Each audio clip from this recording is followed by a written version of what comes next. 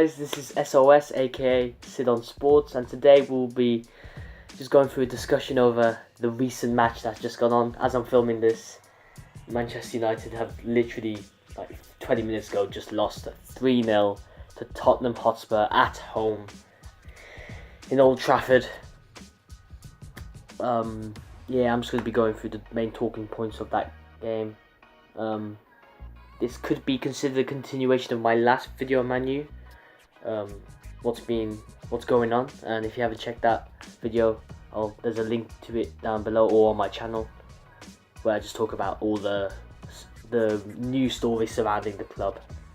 And yeah, it wasn't a must-win game in my opinion, but it was a must-perform game at least. And we did for the first 45 minutes. The formation was largely unchanged by Tottenham, just two players coming in, and of course, as expected, our team just massively changed once again. And Mourinho can be one of those type of managers that can change the teams in order to best suit their opposition. I don't have a problem with that, but we just see inconsistency even more, like just double up, if you know what I mean, because we already have inconsistency and disconjoined teammates and lopsided right wings, lopsided left wings, if you know what I mean. And this just elevates it even more, so we don't really have that chemistry which is required. Not as much chemistry as we need, but we could have won this game.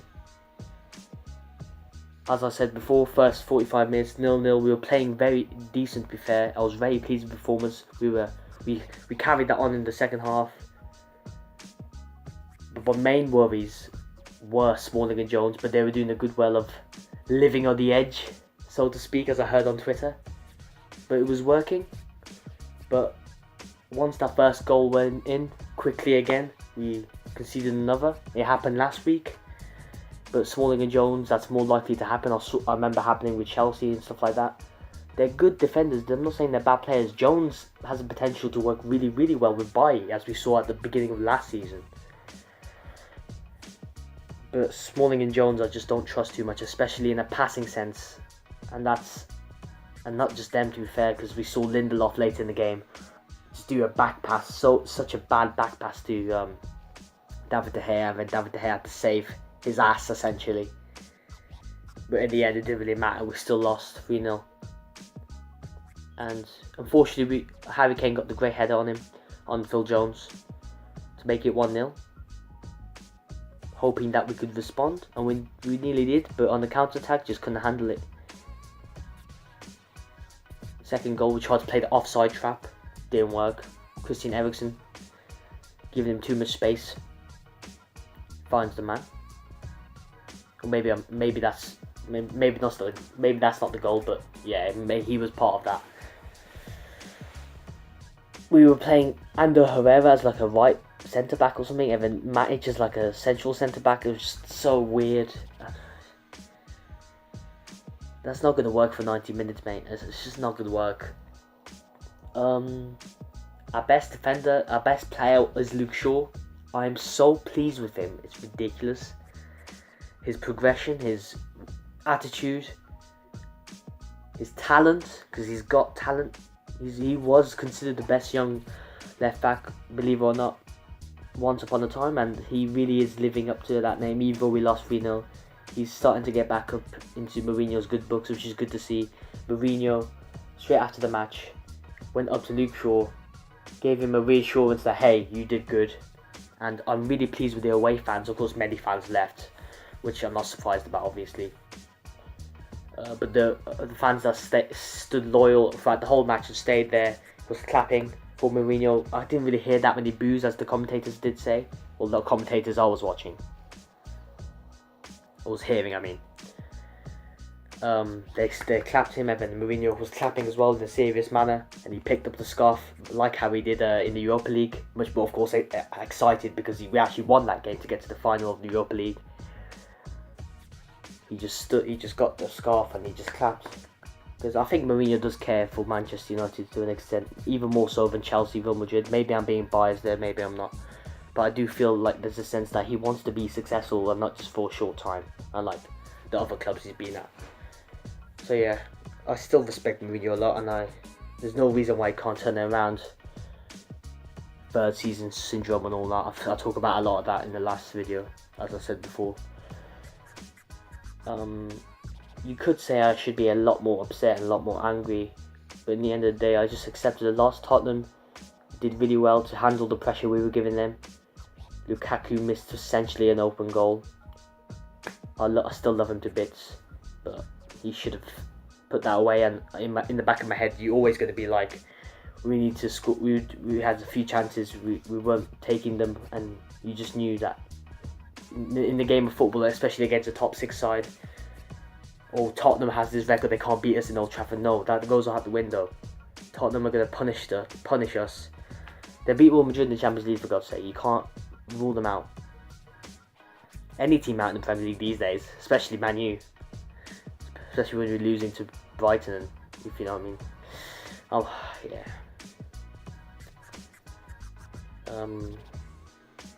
We just need a consistent starting lineup, like we did at the start of last season. I think that's what we need as well. That would help massively.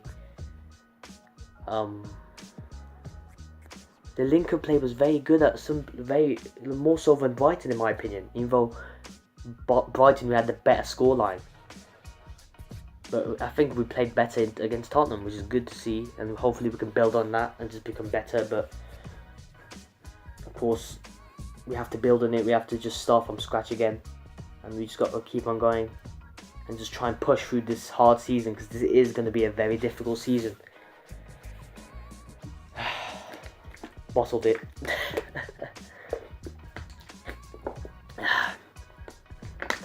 Lucas Moura, good signing as well for them. He's just low shot for both. It was funny actually, because this might seem irrelevant, but my friend was texting me during the game. Of course, he's not a Man U fan, he's an Aston Villa fan, because I live in Birmingham, of course. Oh yeah, I'm a glory hunt and stuff. I love Manchester United so much. It's my dream to go to Old Trafford. Even if we lose 10-0, I'll still be grateful for the chance to go to Old Trafford one day. And that's going to happen. Take me home, United Road, take me home. But, sorry, I'm off on a tangent, but my mate, who's an Aston Villa fan, texted me, oh, our defence is so bad. I wish Tuanzebe, who's on loan from us, was playing centre-back to the right-back. We've got 2 centre-backs, 2 right-backs. We're playing a CDM as a centre-back. And I'm like, don't worry, mate, we're having similar problems here. Which is kind of sad, really, to be honest. And of course, our best defenders, Tuanzebe, as I said before, Fosu Mensah, they're better than Smalling Jones, in my opinion. They should be playing first team football by now. I'm glad Luke Shaw's playing now, but Fosu Mensah and Tuanzebe are so good, and they should be playing for us, in my opinion. We've seen how Fosu Mensah did in Fulham in Premier League. If I were the manager, I'd recall them back. But of course, this is not career mode on FIFA. This is different. It's completely different. And unfortunately we have a board that just didn't get the centre backs we needed. And this game, another example.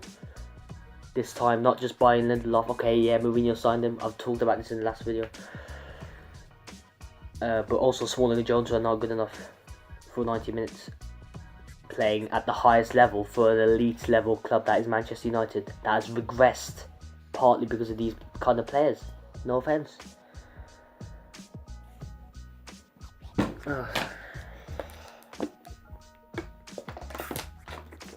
And final sayings. Twitter fans, apparently, I've heard some Man U Twitter fans, some very cool and loyal fans on Twitter, tweeting, saying that some fans on Twitter are trying to, or some just fans in general, wanted us to lose on purpose, just to give more an excuse for Mourinho to be fired. And I didn't actually see the tweets myself or any of this evidence of such fact. But if this is true, then that's just not disgusting. It is disgusting in the name for the club that you should be supporting. And you're probably not real fans then. You can't ever do that. You can't ever think like that. Okay? You can't ever think like that. You always want your club to do well in any circumstance. Any circumstance. And I guess you got your wish then. We lost, and now the Mourinho out hate train's coming on, and the media's going to join in as always. Putting Mourinho's quick early press conference in front of the pages instead of Lloris's drink habits. Or maybe I'm just being salty there. Lloris did pull out a great save against Lukaku as well. Is there anything else to say? I was going to sleep on it and make this video, but I reckon everything was in my head now, so I might as well get it out in the night. What else? We've got apparently Newcastle, West Ham, and a few smaller teams next, so it's an opportunity to get some good results, even if we have to tie through some of them. We go again.